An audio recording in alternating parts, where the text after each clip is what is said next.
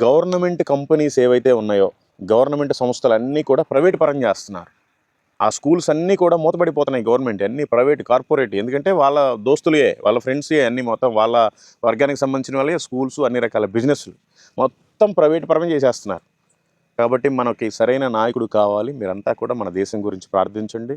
దయచేసి ఇట్లాంటి అంత కల్లిబుల్లి కబుర్లు చెప్పే వాళ్ళని నమ్మి మీరు ఓట్లు అయిపోకండి. మన దేశాన్ని నిజంగా ఎవరైతే ఒక స్థాయిలో నడిపించగలరో, ఒక మార్గంలో మంచిగా మన జీడిపి లెవెల్ని కూడా పెంచగలరో, మన దేశానికి అభివృద్ధి పరిచే నాయకుడిని మనం ఎన్నుకోవాలి. మన దేశం అభివృద్ధిలో నడవటానికి ఏ నాయకుడు అయితే ఉపయోగపడతాడో ఆ నాయకుడికి మనం ఓట్లు వేయాలి. ఎవరికి పడితే వాళ్ళకి ఓట్లు వేయకూడదు.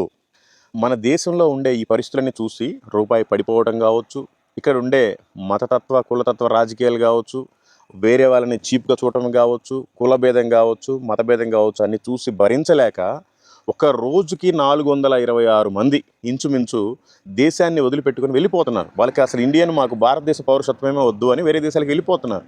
ఇలా ఇప్పటి వరకు గత 11 సంవత్సరాలుగా దాదాపు 18 నుంచి 20 లక్షల మంది వెళ్ళిపోయారు, మాకు భారతదేశం వద్దు అని. దీనికి కారణం ఎవరు? ఈ మతతత్వ రాజకీయాలు కాదా? కులతత్వ రాజకీయాలు కాదా? స్వార్థపు రాజకీయాలు కాదా? ఎందుకు మన దేశ పౌరులు మాకు ఈ పౌరసత్వమే వద్దని వెళ్ళిపోతున్నారు? దాన్ని కూడా మనం నిర్మూలించాల్సిన పరిస్థితి ఉంది. చేసేది ఒకటి మన ప్రభుత్వాలు, కానీ ప్రకటించుకునేది మరొకటి. కొన్ని ఐటీ కంపెనీలే పెట్టేసుకున్నారు. వాళ్ళ గురించి ఉన్నది చారానైతే బారాన ప్రచారం చేయడానికి. అసత్య ప్రచారాలే మొత్తం. నేను ఇది చేశాను, అది చేశాను, అది చేశాను, ఇది చేశానని వాళ్ళ మీద వాళ్ళు గొప్పలు చెప్పుకోవటం, వీడియోలు పెట్టుకోవటం, పోస్టులు పెట్టుకోవటం, దానికి ఒక సపరేటు ఐటీ సెల్స్ అని పెట్టుకోవటం. ఎవరైతే ఆపోజిట్లో ఉన్నారో వాళ్ళు ఏమి చేయకపోయినా కూడా వాళ్ళు అది చేశారు, ఇది చేశారని మైనస్ చూపిస్తూ వాళ్ళని దిగజార్చే విధంగా పోస్టులు పెట్టియటం. ఇది అసలు కరెక్ట్ కాదు. అసలు మన భారతదేశంలో బ్రతకాలి అంటేనే చాలా భయంకరంగా ఉంది. వేరే దేశం ఎక్కడికైనా వెళ్ళిపోతే ప్రశాంతంగా బ్రతుకుతామేమో అన్నంత దిగలుగుతూ ఉంది. కాబట్టి దయచేసి నేను ఎవరిని మత మార్పిడి బలవంతంగా చేయలేదు, ఎవరిని కూడా నేను బాప్తిసం ఇవ్వలేదు, ఎవరికి కూడా నేను అంత ఒత్తిడిగా తీసుకురాలేదు. మాకు రాజ్యాంగంలో హక్కు కల్పించారు. ఎవరి మతాన్ని వాళ్ళు స్వేచ్ఛగా ప్రకటించుకోవచ్చు.